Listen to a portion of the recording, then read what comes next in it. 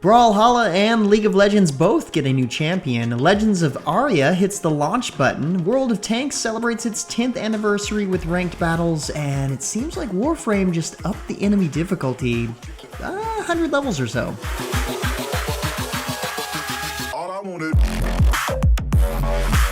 What's up, guys? James Blunt here with your weekly recap for gaming news and announcements for the week of July 10th, 2020. Kicking off this week, NovaQuark has announced the beta date, launch window, and subscription model for their upcoming sci-fi sandbox MMO Dual Universe.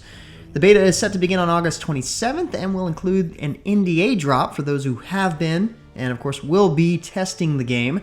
Alpha players will get into the beta for free. The game plans to launch in 2021 with a subscription model that begins at $6.99 US per month, with an additional option for those who want to save in the long term. If you want in before the beta starts, make sure you hurry up, as they say the alpha packs will not be available much longer. And this week marks the launch of Legends of Aria, after a very rocky development.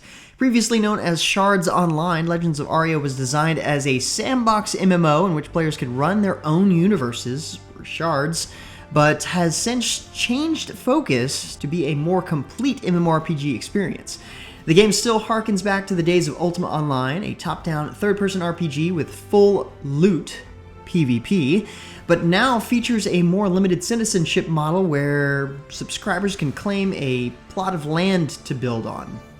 Legends of Aria also launches with a new update that introduces the frozen Tundra area with new artifacts, enemies, and more. The game is free to play though, and still plans on continuing its development, so don't hesitate to check it out if you have an itch for something new. Meanwhile, Brawlhalla is back in the news, but this time with a new original character, Jaeyun, the Sellsword.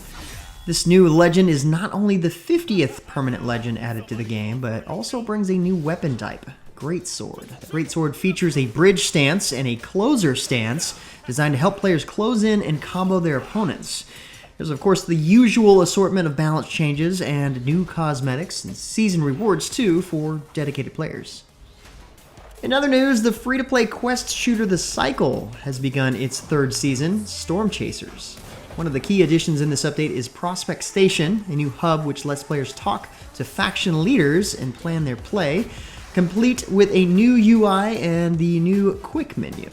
Players can also find the Mag Train contract in all game modes, a recall recharge battery, and the new cryptocurrency that replaces raw materials for crafting. Next up, World of Tanks is continuing its celebration of its 10th anniversary with the kickoff of ranked battles. Reworked with a simpler progression system, bonus battles, and daily league missions, the first of 3 seasons will be coming this Monday, July 13th. The rewards available will include credits, bonds, gold, 2D styles for Tier 10 vehicles, and an exclusive Tier 9 American heavy tank. Wargaming has not forgotten about World of Warships either, showcasing this week 3 new German carriers available now in early access. These carriers are low in ship health, but have high cruising speed and long-range secondary guns, and are packing aircraft with AP rockets, swift torpedoes, and armor-penetrating bombs. Warships has also redesigned the Modules tab, now called the Equipment tab, making it easier to manage all customizations on your ship. Meanwhile, Warframe has just released another update on PC, adding the new Steel Path to challenge all Tenno. This challenge is available once you've completed the star chart, and once accepted, it increases the level of all enemies across the star chart by 100. Now that is a serious difficulty jump. Challenging these missions will grant more rewards from resources, mastery, resources altogether, and mods. As you reclaim these nodes, you will also earn emotes, trophies, and other resources that you can exchange for the exclusive new Bishamo armor, which, gotta say, looks pretty awesome. Next up, Legends of Runeterra is continuing to push on after its launch with the first experimental lab mode, A.R.A.M, a nod to League of Legends' all random, all mid mode. In this mode, both you and your opponent are given a choice from a random selection of champions, which will then determine and generate a deck for you. It's all about the chaos.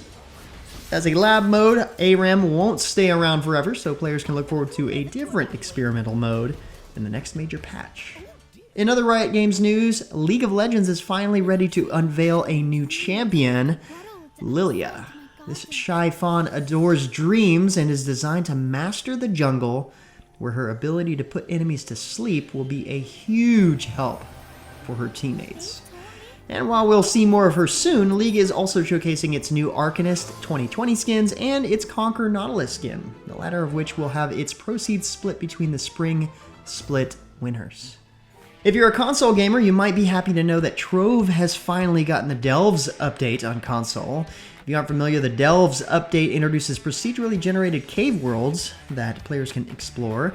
If you can get deep enough within the time limit, you can face off against challenging bosses to claim loot.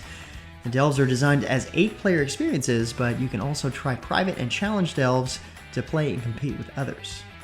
And finally, let's wrap up things with Epic's free games this week. Yes, we've got multiple games hit us in mid-July as we can now grab Killing Floor 2, Lifeless Planet Premier Edition, and The Escapist 2 for free. Remember to grab them by the 16th, of course, so you can always have them in your game library. They are free to keep as long as you push that button. But with that being said, that's about it for all the major news and announcements for this week. Be sure to stay safe and keep your families healthy.